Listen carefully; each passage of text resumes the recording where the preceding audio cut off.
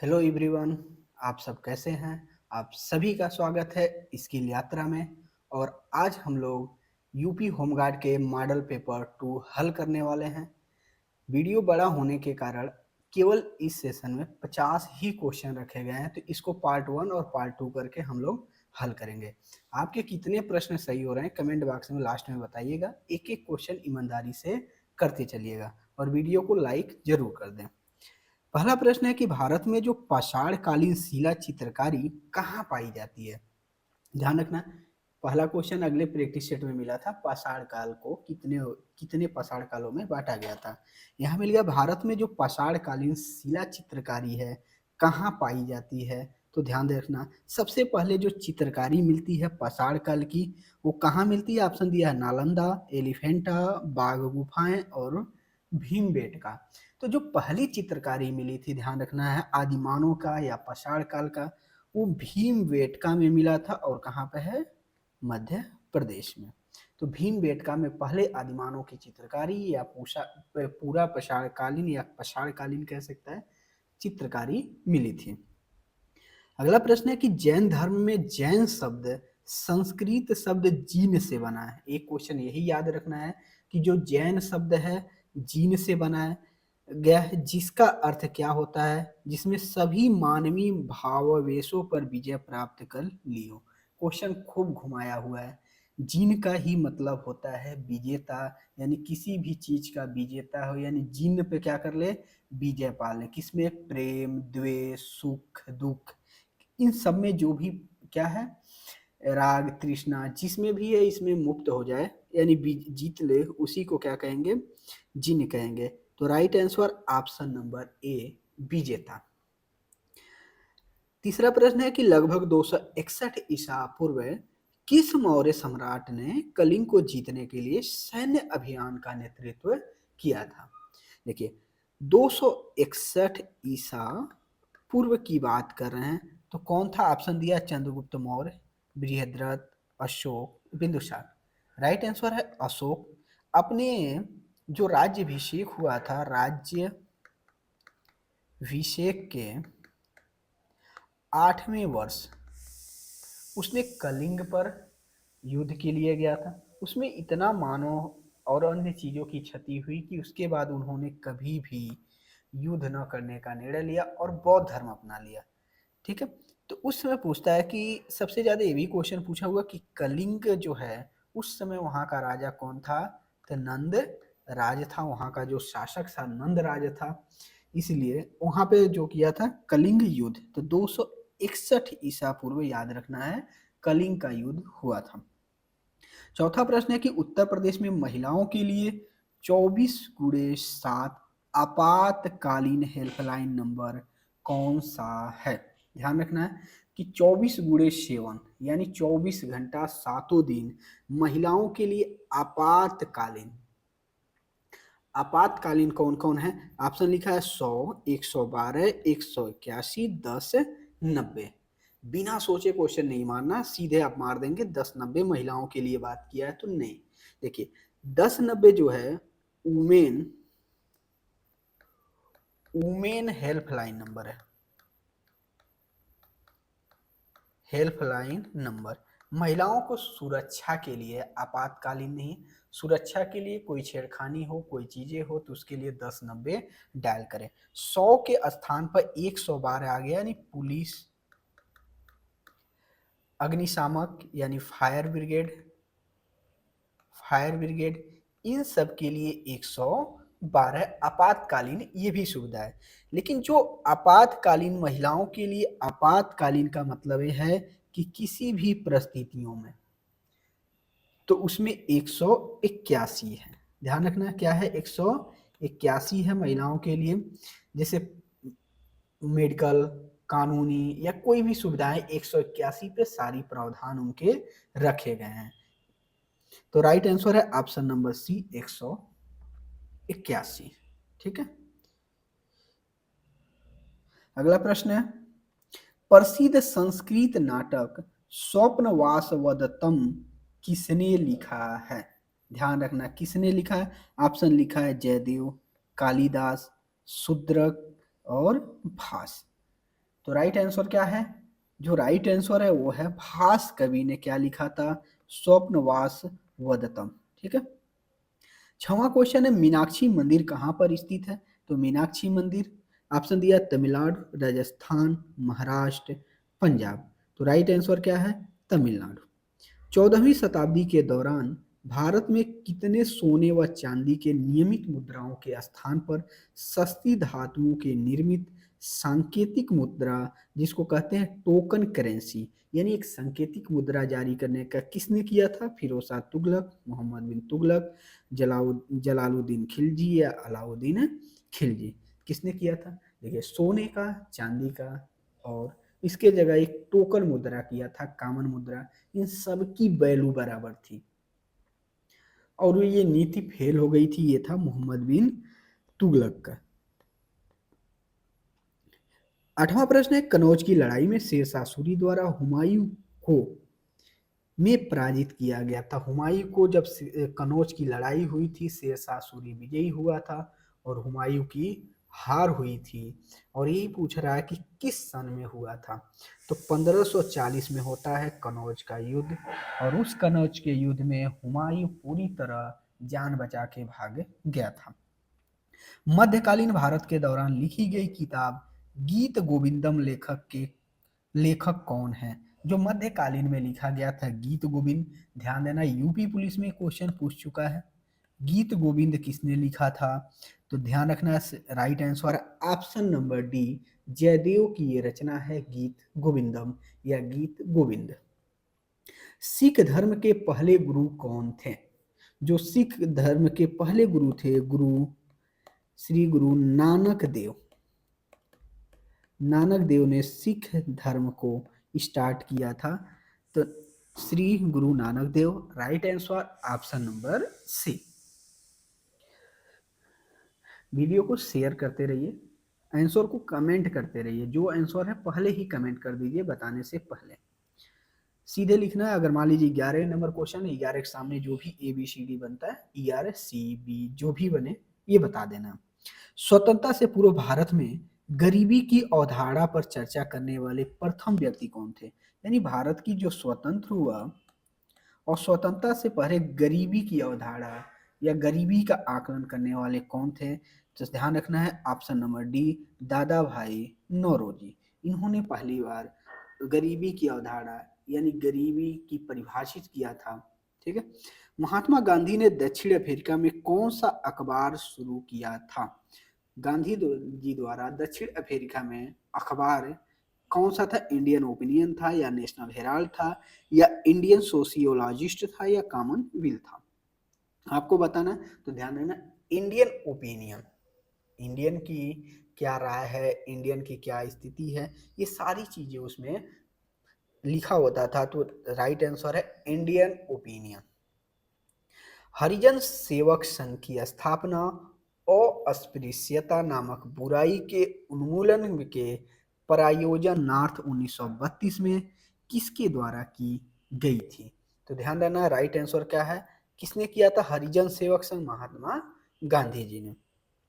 भारतीय राष्ट्रीय कांग्रेस के इनमें से किस अधिवेशन में पहली बार राष्ट्रगान गाया गया था? पहली बार राष्ट्रगान, ठीक है, और पहली बार राष्ट्र गीत। ठीक है। राष्ट्रगान क्या है? ध्यान रखना, जनगण मन। राष्ट्रीय गीत वंदे मातरम। वंदे मातरम। ध्यान रखना, जनगण मन जो गाया गया था 1911 की कलकत्ता अधिवेशन में गाया गया था और ये 1896 के कलकत्ता अधिवेशन में, दोनों कलकत्ता अधिवेशन में गाया गया था। वंदे मातरम पहले गाया गया था 1896 में और जनगण मन जो है 1911 में गाया गया था। चलिए दोनों के बारे में बताइए। उस समय जो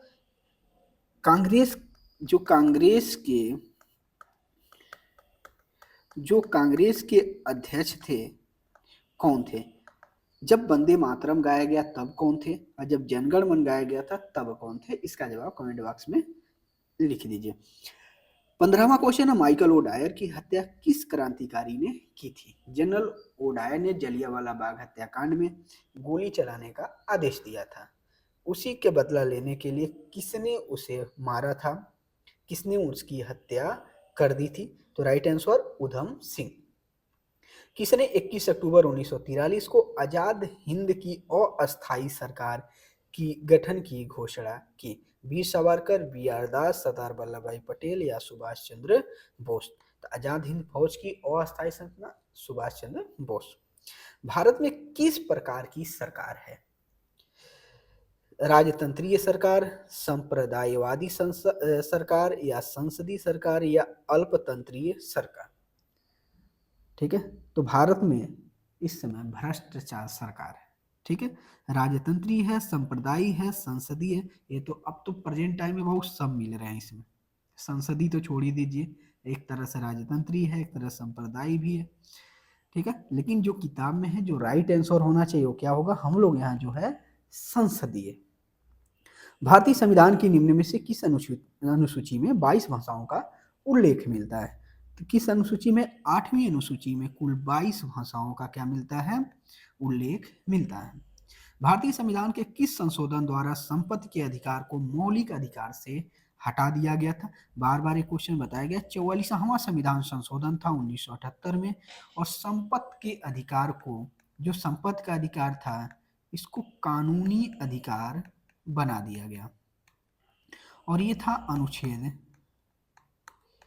31 में, और 19 में भी था, जिसको ले जाके अनुच्छेद 300 क में रख दिया गया। अगला प्रश्न है, भारतीय संविधान का भाग 4A किससे संबंधित है? जो भाग 4A किससे संबंधित है? ये है मौलिक कर्तव्य से। ये आया 42वां एक्ट यानी संविधान संशोधन 1976 में जोड़े गए, और ये 10 जोड़े गए थे, और 11वां क्या है? शिक्षा से संबंधित। जो शिक्षा का अधिकार जोड़ा गया था वो अधिकार में जोड़ा गया, यही मौलिक कर्तव्य में। 21वां प्रश्न है कि भारत की प्रथम महिला राष्ट्रपति कौन है? ऑप्शन में है प्रतिभा पाटिल, सुमित्रा महाजन, राजकुमारी अमृता कौर और सुचेता कृपलानी। Right answer Pratibha Singh Patil. भारत में भारत के पहले उप प्रधानमंत्री कौन थे? वो किस राजनीतिक दल के थे? ध्यान रखना, आईएनसी यानी इंडियन नेशनल कांग्रेस के थे, सरदार वल्लभ भाई पटेल। मंत्रिपरिषद, जिसको भारत सरकार का अध्यक्ष को मंत्रिपरिषद का अध्यक्ष कौन होता है? उपराष्ट्रपति, राष्ट्रपति, लोकसभा अध्यक्ष या प्रधानमंत्री कौन होते हैं? Right answer option number D, प्रधानमंत्री। भारत के संविधान के डॉट डॉट लिखा कि खंड 2 के अनुसार भारत के राष्ट्रपति भारत के मुख्य न्यायाधीश की नियुक्ति करते हैं। किस अनुच्छेद के खंड 2 में लिखा गया है कि भारत के राष्ट्रपति भारत के मुख्य न्यायाधीश की नियुक्ति करते हैं? तो पहली चीज ध्यान रखना, ये सुप्रीम कोर्ट के बारे में बात कर रहा है, और सुप्रीम कोर्ट के बारे में अगर कह रहा है तो सुप्रीम कोर्ट का उल्लेख किस में है? इसी अनुच्छेद से आंसर हल हो जाएगा। सुप्रीम कोर्ट स्टार्ट होता है 124 से, और 124 में ही सुप्रीम कोर्ट का उल्लेख है, उनके नियुक्ति का प्रावधान है। तो जब नियुक्ति का प्रावधान है तो right answer option number A हो जाएगा, बाकी कोई ऑप्शन मैच नहीं कर रहा है। अगला प्रश्न है, नीति आयोग का अध्यक्ष कौन होता है? नीति आयोग आया योजना आयोग के स्थान पर। जब योजना आयोग के स्थान पर आया तो इसके अध्यक्ष कौन होंगे? प्रधानमंत्री। चाहे योजना आयोग हो या नीति आयोग है, दोनों के जो अध्यक्ष होते हैं प्रधानमंत्री ही होते हैं। निम्न में से कौन सा कार्य स्थानीय निकायों के क्षेत्राधिकार के अंतर्गत नहीं आता है? स्वच्छता, जन स्वास्थ्य, कानूनी एवं व्यवस्था, जन्म और मृत्यु का पंजीकरण। कौन इनमें से नहीं आता है? कानून एवं व्यवस्था इसके अंतर्गत नहीं आता है। निम्नलिखित में किसे भारत सेमीकंडक्टर मिशन का मुख्य कार्यकारी अधिकारी नियुक्त किया गया है? कौन है? अमितेश कुमार सिन्हा।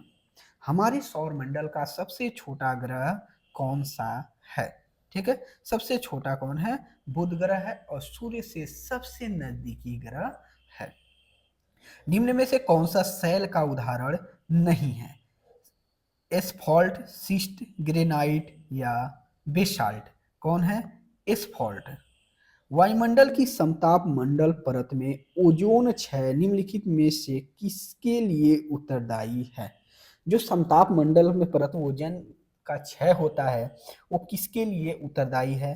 ऑप्शन दिया है कि पृथ्वी की सतह पर पहुंचने वाले अल्ट्रावायलेट किरणों की वृद्धि, पृथ्वी के वायुमंडल का ठंडा होना, या क्षोभ मंडल में अवरक्त विकिरणों की वृद्धि, या ग्रीन हाउस प्रभाव में वृद्धि। तो मुख्य प्रभाव किसका? अल्ट्रावायलेट किरणों की वृद्धि का। दक्षिण अमेरिका में सबसे बड़ी झील कौन सी है? ठीक है, तो दक्षिण अमेरिका की सबसे बड़ी झील कौन है?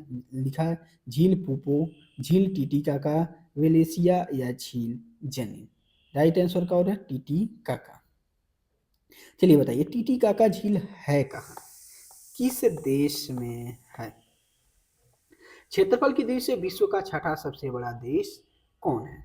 तो भारत की बात करें तो भारत तो 7वां है, तो छठा कौन है? ठीक है, छठा कौन है? ऑस्ट्रेलिया। उल्टा रिवर्स देखने रहा। ठीक है, ऑस्ट्रेलिया। महाद्वीपों की बात कर लें तो महाद्वीप में 7वां हो जाएगा। ठीक है, और क्या है?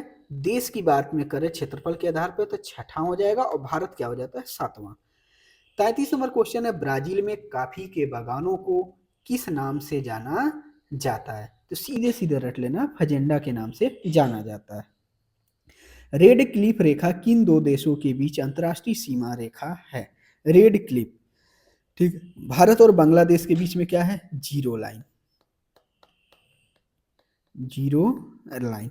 भारत और पाकिस्तान के बीच रेड क्लिफ। भारत और चीन के बीच मैक मोहन।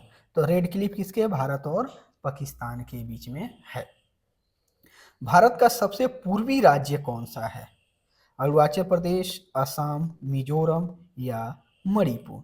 तो सबसे पूर्वी राज्य की बात कर लें, कौन है? अरुणाचल प्रदेश। सबसे पूर्वी में अरुणाचल प्रदेश, दक्षिण में लद्दाख का हिस्सा, जम्मू कश्मीर लद्दाख वाला, दक्षिण में तमिलनाडु वाला हिस्सा, और समुद्री की बात कर लें तो अंडमान एंड निकोबार द्वीप समूह हिस्सा पड़ेगा, और इधर पश्चिम में गुजरात। 36 नंबर क्वेश्चन है भारत के प्राचीनतम पर्वतमाला कौन सी है? धौलाधार पर्वतमाला या नल्लामाला, अरावली या जास्कर पर्वत? तो सबसे पुरानी जो श्रृंखला है अरावली पर्वत श्रृंखला, विश्व की, ध्यान रखना है, विश्व की सबसे पुरानी श्रृंखला, पुरानी पर्वत श्रृंखला है। 37वां नंबर है नदी के तट पर निर्मित द्वीप माजुली असम का निर्माण किस नदी द्वारा होता है? ये ब्रह्मपुत्र नदी द्वारा होता है। सोन नदी किस नदी तंत्र से संबंधित है? नर्मदा का, गोदावरी, महानदी या गंगा नदी का? तो सोन किसका है? गंगा नदी। भारत की सबसे लंबी नदी कौन सी है जो समुद्र में प्रवाहित नहीं होती है? कौन सी ऐसी नदी है जो समुद्र में प्रवाहित ही नहीं होती है? गंगा, यमुना, ताप्ती या कावेरी? तो राइट आंसर क्या है? यमुना, क्योंकि ये प्रयागराज यूपी में जाके गंगा से मिल जाती है, तो समुद्र में जा ही नहीं पाती है। निम्नलिखित में से किस राज्य में आप काल बैसाखी का अनुभव करेंगे? किस राज्य में? तो ऑप्शन है गुजरात, पंजाब, पश्चिम बंगाल, तमिलनाडु। तो राइट आंसर क्या है? ऑप्शन नंबर सी, पश्चिम बंगाल। क्वेश्चन है कि चमड़ा या कोको का संबंध किस रंग क्रांति से था? ठीक है, तो ये किससे है? ये है भूरी क्रांति से। स्वतंत्र भारत का पहला तेल क्षेत्र कहाँ खोजा गया था? स्वतंत्र भारत की बात कर रहा है, तो जब स्वतंत्र भारत का पहला तेल शोधन कारखाना या कहाँ तेल शोधन क्षेत्र खोजा गया था? ये आसाम में खोजा गया था, डिब्रूगढ़ के करीब। कुडनकुलम परमाणु ऊर्जा संयंत्र कौन से राज्य में स्थित है? कुडनकुलम कहाँ का है? ध्यान रखना है, ऑप्शन दिया आंध्र प्रदेश, कर्नाटक, तमिलनाडु या केरल। तो राइट आंसर क्या है? Option number C, Tamil Nadu. ठीक है, कैगा कहाँ का है? कर्नाटक का। ठीक है, नरौरा और तारापुर। ठीक है। नरौरा कहाँ का है? यूपी का। तारापुर कहाँ का है? कमेंट बॉक्स में बताइए। भारत की 2011 की जनगणना के अनुसार देश में सबसे कम बोले जाने वाली निम्न में से कौन सी है? ये नहीं है कि सभी भाषाओं में से कौन कम बोली जाती, इन 4 ऑप्शनों में से सबसे कम कौन बोली जाती है? तेलुगु है, तमिल है, मराठी है या बंगाली है, ये बताना है। ठीक है। तो जिसकी जनसंख्या कम होगी वही कम बोली जाएगी और कठिन भी होती है। तो right answer option number B, Tamil क्या है? सबसे कम बोली जाती है। 2011 की जनगणना के अनुसार भारत का तीसरा सर्वाधिक जनसंख्या वाला राज्य कौन है? पहले पे कौन है? यूपी है, दूसरे पे महाराष्ट्र है, तीसरे पे बिहार है और चौथे पे कौन है? बंगाल है। तो कह रहा है कि तीसरा सबसे बड़ा कौन है? बिहार है। ठीक है। चौथा कौन है? बंगाल। दूसरे पे कौन है? महाराष्ट्र। और पहले पे कौन हो जाएगा? यूपी। सुराहताल प्रसिद्ध अभयारण्य जिनमें साइबेरिया और अन्य ठंडे क्षेत्रों से कई प्रवासी पक्षी भी आते हैं, उत्तर प्रदेश के किस जिले में स्थित है? ठीक है। तो किस जिले में स्थित है ध्यान रखना है। कहाँ पे है? सुराहताल, बलिया से। जिस ट्रांस साइबेरिया यानी रूस के क्षेत्रों से भी ठंडे क्षेत्रों से कई ऐसे प्रवासी हैं जो यहाँ पर आते हैं। ठीक है। संत कबीर नगर, ठीक है, संत कबीर नगर में कौन सा ऐसा अभ्यारण्य है ये बताइए कमेंट बॉक्स में। उत्तर प्रदेश में स्थित भदोही निम्नलिखित में से किस कला के लिए प्रसिद्ध है? चमकीले मिट्टी के बर्तन, चिकनकारी, साड़ी बुनाई या कालीन बुनाई? तो ये प्रसिद्ध है कालीन बुनाई के लिए। उत्तर प्रदेश सामर्थ्य योजना कब प्रारंभ होती है? तो उत्तर प्रदेश जो सामर्थ्य योजना है वो 2021 में प्रारंभ होती है। नोट करना है इस क्वेश्चन को, क्योंकि योजना से संबंधित क्वेश्चन बहुत ज्यादा यूपी के एग्जाम में पूछे जाते हैं। उत्तर प्रदेश राजस्व संहिता 2006 की परिभाषा के तहत निम्न में कौन सा कृषि से परिभाषित है? और देखिए कृषि से परिभाषित होने का मतलब कौन कौन कृषि से परिभाषित होता है? जो प्राकृतिक क्षेत्र हों या कह सकते हैं इकोनॉमिक्स के आधार पर प्राथमिक क्षेत्र से जुड़े हों। किससे हों? प्राथमिक क्षेत्र। और प्राथमिक क्षेत्र वो होता है जो सीधे प्रकृति से जुड़ा होता है, उसमें कोई उद्योग धंधे नहीं, यानी प्रकृति द्वारा ही उत्पन्न होता है। चाहे बागवानी की बात कर लें, पशुपालन, मछली पालन, मुर्गी पालन, ठीक है, झींगा पालन, बकरी पालन, ये सभी कृषि को परिभाषित करते हैं। तो राइट आंसर होगा विकल्पों में से सभी या इनमें से सभी। लास्ट प्रश्न है कि उत्तर प्रदेश की कुल आबादी भारत की आबादी का कितना परसेंट है? तो लगभग लगभग माना जाता है 16.5% यानी 16.4% दिया हुआ है। तो right answer option number A. दूसरे मॉडल पेपर का ये पार्ट 1 था। पार्ट 2 अगले वीडियो में हल करेंगे। आपके कितने प्रश्न सही हुए कमेंट बॉक्स में जरूर बताइए। ईमानदारी पूर्वक बताना है। वीडियो कैसा लगा ये भी कमेंट बॉक्स में बताना है। मिलते हैं पार्ट 2 में। जय हिंद, जय भारत।